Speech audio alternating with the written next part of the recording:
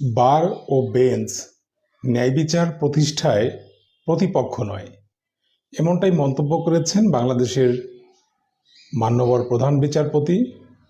তিনি বার এবং বেঞ্চের মধ্যে সমন্বয় সাধনের বিষয়ে গুরুত্ব আরোপ করেছেন। আমরাও এটি প্রত্যাশা করি। আমরা যারা বাংলাদেশের নিম্ন আদালতে প্র্যাকটিস করি, যারা জেলা পর্যায়ে ওকালতি করছি, এই বক্তব্যকে আমরা অবশ্যই স্বাগত জানাই।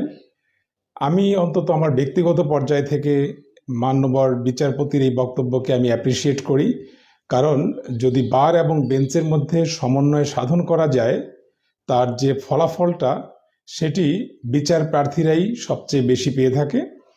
আর আরেকটি বিষয়, আমরা যারা অ্যাডভোকেট, যারা আমরা ওকালতি করছি, আমরাও এর একটি সুফল পেয়ে থাকি।